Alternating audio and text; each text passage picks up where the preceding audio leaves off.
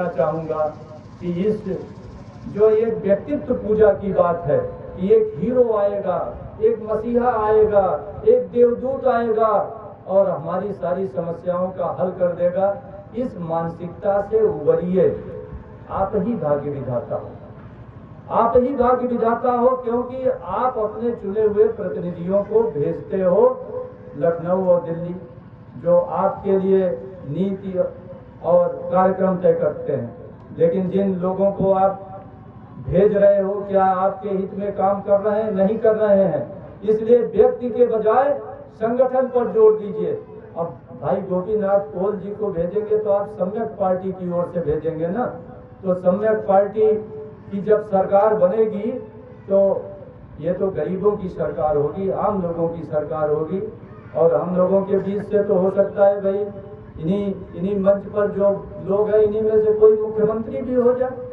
आप ही के बीच से मुख्यमंत्री होगा, उसी को कार्यक्रम तय करना है। तो जब आपकी सरकार बनेगी दिल्ली में, लखनऊ में, तभी आपका कल्याण होगा। और सम्यक पार्टी एक ऐसी शुरुआत कर रही है जिसकी यात्रा सिर्फ लखनऊ तक नहीं, ये बिहार में भी पार्टी खड़ी हो रही है, ये मध्य प्रदेश में भी खड़ी हो रही है, हरियाणा में खड़ी हो रही है, दिल्ली में खड़ी हो रही है, पूरे देश में खड़ी होगी।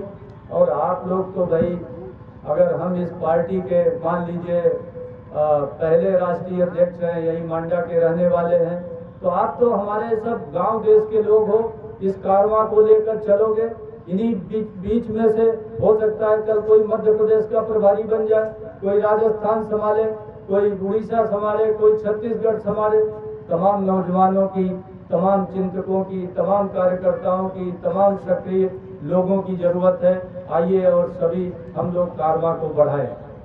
मित्रों, मैं तो IAS ऑफिसर था, आप लोग सभी जानते हो।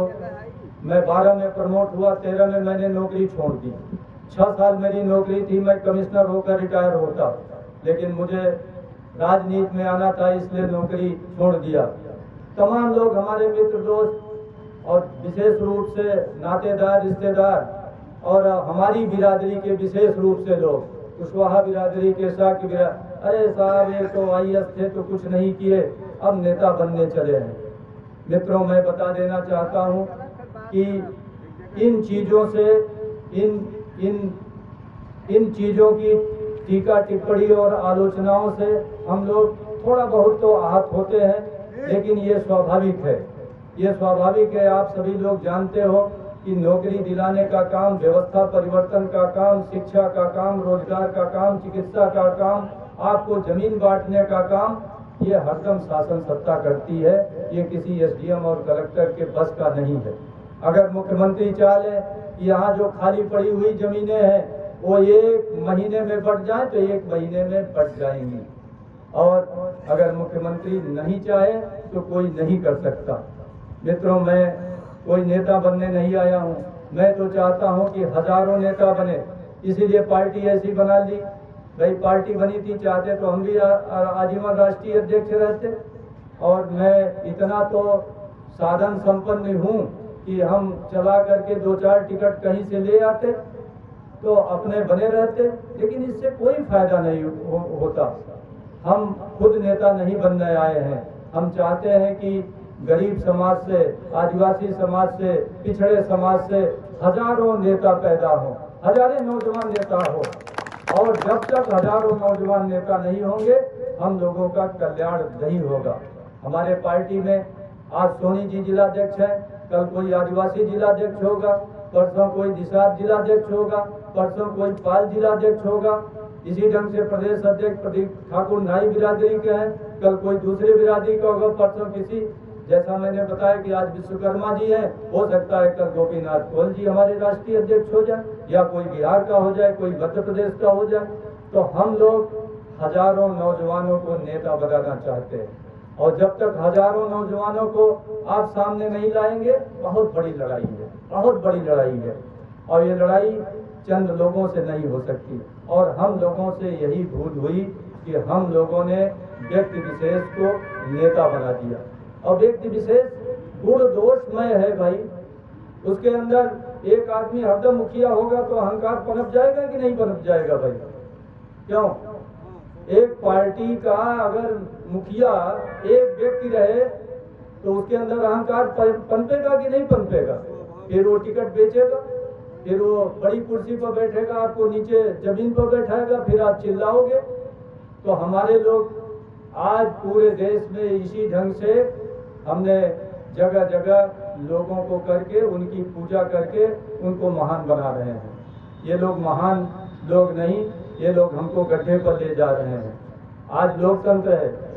मैं आप लोगों से कहना चाहूँगा और बड़ा स्पष्टता से कहना चाहूँगा कि अगर सम्राट चंद्रगुप्त उतर आए, सम्राट अशोक उतर आए, आज बाबा साहब उतर आए, काशीराम उतर आए, ज्योतिबा फुले उतर आए, फिर से आ जाए और अगर वो कहें कि भैया हमको एक पार्टी बना रहा हूँ, आजीवन हम चलाएंगे, इस झांसे में मत पड़ना, क्योंकि यह लोकतंत्र है।